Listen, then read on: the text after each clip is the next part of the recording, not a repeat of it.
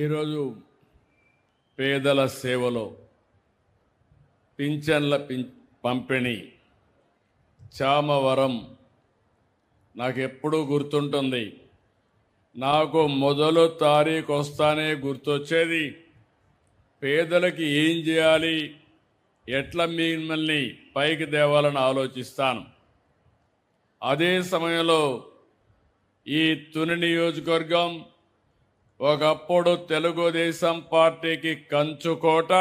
ఆ రోజు యనమల రామకృష్ణ గారి యొక్క ప్రాతినిధ్యం. రాష్ట్ర రాజకీయాల్లో అన్ని విధాల మన నాయకుడు ఎన్టీ రామారావు గారు పార్టీ పెట్టినప్పటి నుంచి తిరిగి ఆయన యాక్టివ్ పాలిటిక్స్లో ఉన్నంత వరకు గెలుస్తూనే వచ్చాడు. కానీ ఎప్పుడైతే ఆయన ఇండైరెక్ట్ ఎలక్షన్స్ అనుకున్నాడో అప్పుడు నియోజకవర్గం దెబ్బతినింది. ఇప్పుడు దివ్య గారు వచ్చారు. నాకు ఏమాత్రం అనుమానం లేదు, రాబోయే రోజుల్లో తుని నియోజకవర్గం తెలుగుదేశం పార్టీకి కంచుకోటగా, ఎన్డీఏకి కంచుకోటగా ఉంటుందని చెప్పి నేను మీకు తెలియజేస్తున్నా. ఈ నెలే 4వ తేదీ ఎన్నికల ఫలితాలు వచ్చాయి. ఈ నెలకు ఒక విశిష్టత ఉంది, ఒక హిస్టారికల్ మంత్ ఇది. ఆ రోజు మీరందరూ చూశారు, ఒక విధ్వంస పాలన, నవ్వాలంటే నవ్వడానికి కూడా వీలు లేని పరిస్థితి, ఎవ్వరు కూడా ఫ్రీగా తిరగలేని పరిస్థితి. ఇప్పుడు మీరు ఇక్కడికి వచ్చారు, చాలా ఫ్రీగా ఉన్నారు.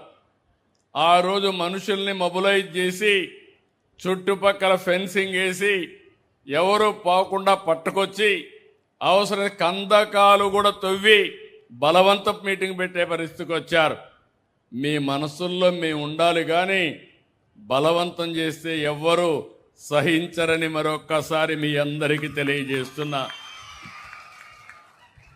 అందుకే ఆ రోజు నేను మా మిత్రుడు పవన్ కళ్యాణ్ గారు ఆలోచించాం. ఆ రోజు పవన్ కళ్యాణ్ గారు ఒకే మాట చెప్పారు, ప్రభుత్వ వ్యతిరేక ఓటు చీలడానికి వీలు లేదు, ఈ రాష్ట్రాన్ని పునర్నిర్మాణం చేయాలి, ఆ బాధ్యత నేను కూడా సహకరిస్తా, ఇద్దరం కలిసి పనిచేయాలని మొట్టమొదటిసారిగా పొత్తు అనౌన్స్ చేసిన వ్యక్తి పవన్ కళ్యాణ్ గారు అని చెప్పి కూడా నేను మీకు తెలియజేస్తున్నా. ఇంకో పక్కన ప్రధానమంత్రి నరేంద్ర మోడీ గారు ఆ రోజు బీజేపీ ముందుకు వచ్చారు. 3 పార్టీలు కలిపి ఇదే నెల 12వ తారీఖు ప్రభుత్వాన్ని ఏర్పాటు చేశాం. 2 ఏళ్ళు అవుతుంది. నేను అడుగుతున్నా మిమ్మల్ని అందరినీ, 2 ఏళ్ల పాలనలో మాకు మంచి జరిగిందంటే గట్టిగా చప్పట్లు కొట్టి మీరు హర్షాన్ని, ఆమోదాన్ని తెలియజేయండి. పేదరికం లేని సమాజం చూడాలనేదే మా కల. పేదల కనీస అవసరాలు తీర్చాలని అనునిత్యం ఆలోచిస్తున్నాం. అందుకే దేశంలో మరే ఏ ప్రభుత్వం కూడా ఈ సాహసం చేయలేదు. 10 లక్షల కోట్ల రూపాయల అప్పులు, బకాయిలు 1 లక్ష కోట్లు. ఇంకో పక్కన మీరు చూస్తే విధ్వంసమైన ఆర్థిక వ్యవస్థ కుప్పగూలిపోయింది. నేను 4వసారి ముఖ్యమంత్రి. ఎంత లోతుకు పోతే అంత అఘాతమే కనపడస్తా ఉంది ఇంకా కూడా. కానీ మాకు మనోధైర్యం ఉంది, తప్పకుండా ప్రతి ఒక్క ప్రతికూలాన్ని అనుకూలంగా మార్చి మీకు అండగా ఉంటామని మరొకసారి హామీ ఇస్తున్నా. అందుకే ఆ రోజు నేను చెప్తే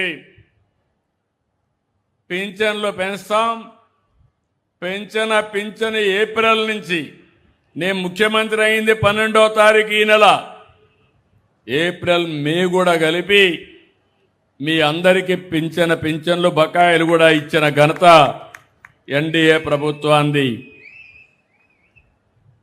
4,000 రూపాయలు, 6,000 రూపాయలు, 10,000, 15,000 పూర్తిగా బెడ్కే పరిమితం అయితే 15,000 రూపాయలు ఇచ్చే ఏకైక ప్రభుత్వం భారతదేశంలో ఒక్క తెలుగుదేశం ఎన్డీఏ ప్రభుత్వమే.